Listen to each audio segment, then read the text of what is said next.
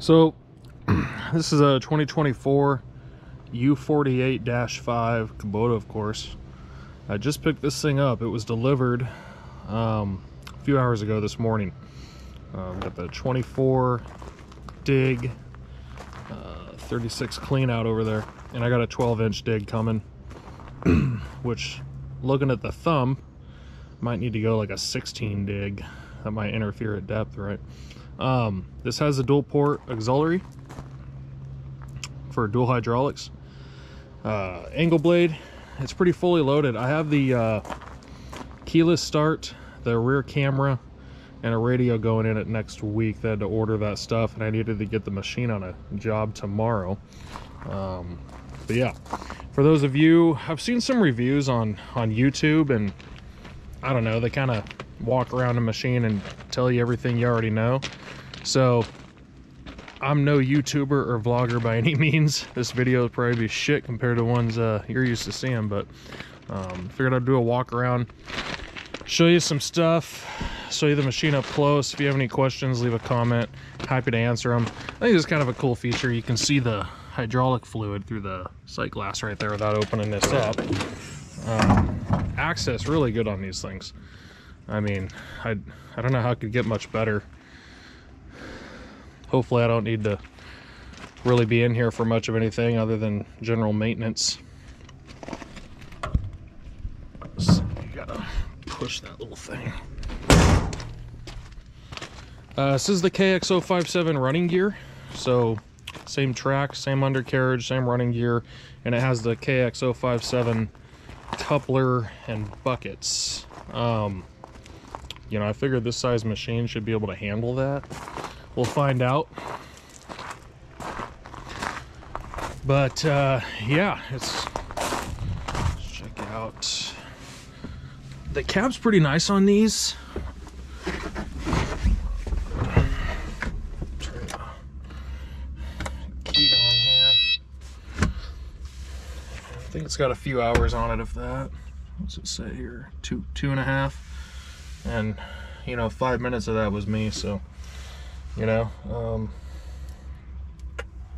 what can I tell you? Typical Kubota. If you're familiar with them, we'll try to get some footage of some jobs we're doing if you guys are interested in seeing any of that. We're doing a couple pads right now, barn pads and a bunch of drainage, some serious drainage work on a marshed out property. So what I thought you might be most interested in, I have a Diamond C equipment trailer, but it's not here. And for better or worse, I am going to stuff this thing in a MaxD 7x14 14,000 pound dump trailer, and I'm gonna haul it with my F250. Now I'm only going a few miles. This job's not far away. I probably wouldn't hop on the freeway with this setup. I had a U35 a couple of years ago that I hauled in here easily. And for anyone that's hauled equipment in a dump trailer, it kind of sucks. It's a pain in the ass to tie them down, get the binders on, load them. Can be a little sketchy. Unloading can be sketchy. Everything about it can be sketchy. It's a lot nicer having an equipment trailer, whether it be tilt deck or ramps or whatever. But I'm gonna do it, and I'm gonna get a video of loading this thing in here for the first time, and we'll see how it looks, and then I'll see if I can get some footage of how the truck and trailer's sitting. Unrelated to the equipment, I just picked up this truck. It's an F250 2024. This has a 7.3 Godzilla engine in it, so it's not a diesel. I had a 2021 F350 diesel, and I got so damn tired of dealing with the bullshit that comes along with diesel and the emissions BS. Check engine lights and knock sensors and DEF fluid. I'm gonna give this a try. I haven't hauled anything over 5,000 pounds yet with it. This will be 15 to 16,000 pounds between the trailer and the Mini. And that's gonna be a load for a gasser. You know, you're not gonna win any races, I don't think, but we'll see if it handles it okay. Of course, it's got the 10 speed, so this thing's only got about 1,200 miles on it. So we'll see how that does. I'll try to get some footage of all that. But if you have any questions on this machine, you know, one thing I'll show you I was curious and I couldn't find anything until I got it to my house on this. This toolbox that they tell you it comes with a toolbox. I don't know if I'd call it that. It's more of a grease gun holder. So I can't even, the grease gun I have, I can't even get it to fit in there.